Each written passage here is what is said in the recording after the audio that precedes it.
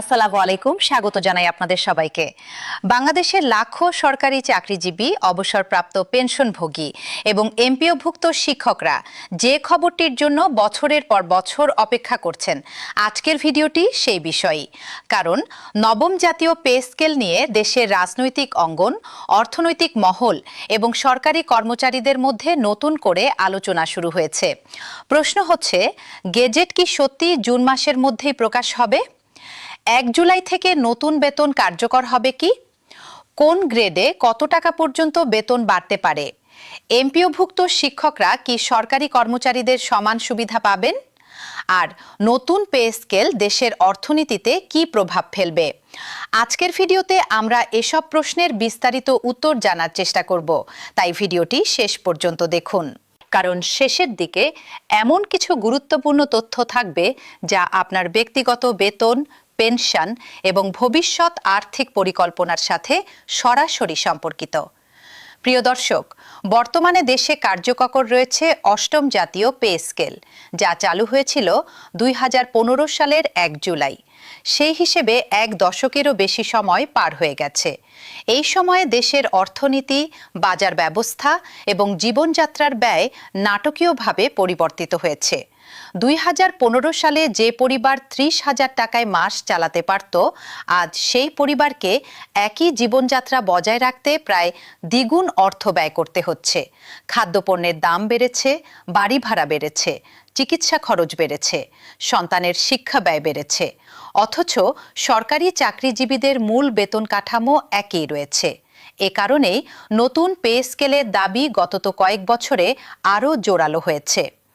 দর্শক, নবম pay scale নিয়ে সবচেয়ে গুরুত্বপূর্ণ বিষয় হচ্ছে গেজেট। কারণ গেজেট প্রকাশ না হওয়া পর্যন্ত কোনো সিদ্ধান্তকে চূড়ান্ত বলা যায় না।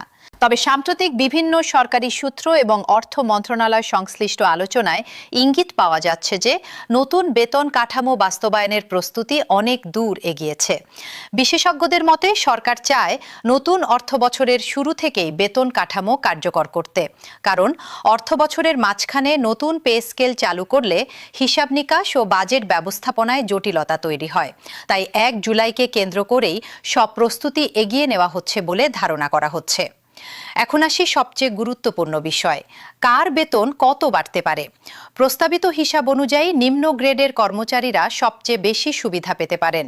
20তম গ্রেডে বর্তমানে যাদের মূল বেতন 8,250 টাকা, তাদের মূল বেতন প্রায় 20,000 টাকার কাছাকাছি নেওয়ার আলোচনা হয়েছে।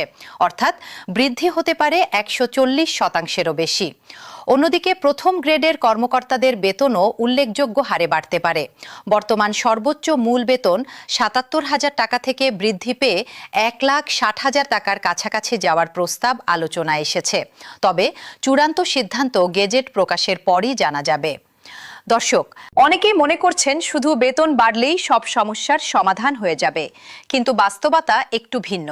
কারণ বর্তমানে সরকারি চাকরিজীবীরা বিভিন্ন ধরনের বিশেষ সুবিধা পাচ্ছেন, যেমন বিশেষ প্রণোদনা, অতিরিক্ত ভাতা, মহার্ঘ ভাতা সংক্রান্ত আলোচনা এবং অন্যান্য আর্থিক সুবিধা।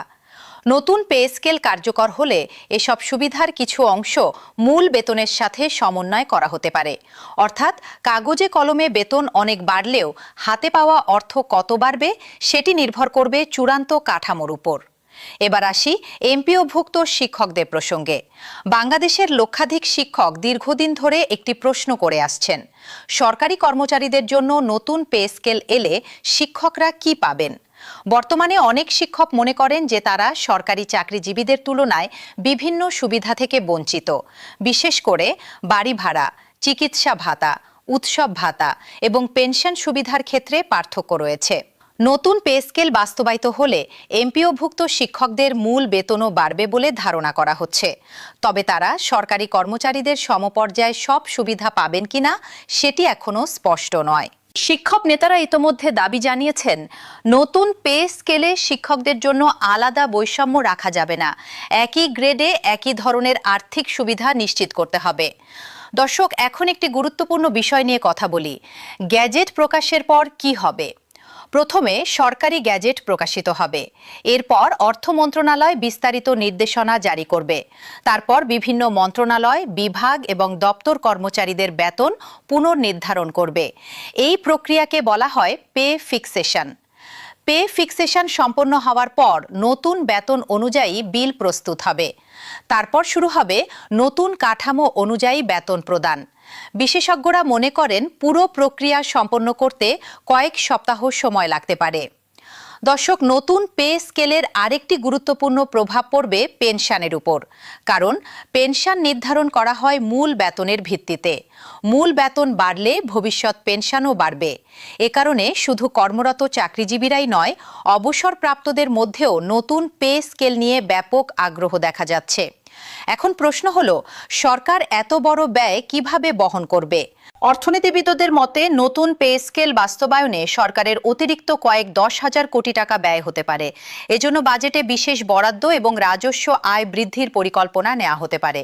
তবে অর্থনৈতিক ভারসাম্য বজায় রাখা সরকারের জন্য বড় চ্যালেঞ্জ হয়ে থাকবে।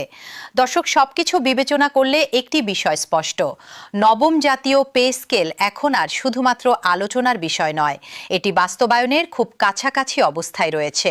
তবে চূড়ান্ত সিদ্ধান্ত, বেতন কাঠামো এবং বাস্তব সুবিধা সম্পর্কে নিশ্চিত হতে হলে সরকারি গেজেট প্রকাশের অপেক্ষা করতেই হবে। তাই কোনো গুজব বা সামাজিক যোগাযোগ মাধ্যমের অপ্রমাণিত তথ্যের উপর নির্ভর না করে সরকারি ঘোষণা অনুসরণ করুন। আজকের ভিডিওতে আমরা আলোচনা করলাম নবম পে স্কেলের সর্বশেষ অবস্থা, গেজেট প্রকাশের সম্ভাবনা, গ্রেড ভিত্তিক সম্ভাব্য বেতন বৃদ্ধি, এমপিওভুক্ত শিক্ষকদের ভবিষ্যৎ, পেনশন ও ভাতা সংক্রান্ত পরিবর্তন এবং দেশের অর্থনীতিতে সম্ভাব্য প্রভাব। ভিডিওটি ভালো লাগলে অবশ্যই লাইক দিন, শেয়ার করুন এবং চ্যানেলটি সাবস্ক্রাইব করে পাশে থাকা বেল আইকনটি অন করে রাখুন। কারণ নবম পে স্কেলের গেজেট প্রকাশের সঙ্গে সঙ্গেই আমরা আপনাদের জন্য সবচেয়ে দ্রুত এবং বিস্তারিত আপডেট নিয়ে হাজির হব। ধন্যবাদ। সবাই ভালো থাকুন, সুস্থ থাকুন।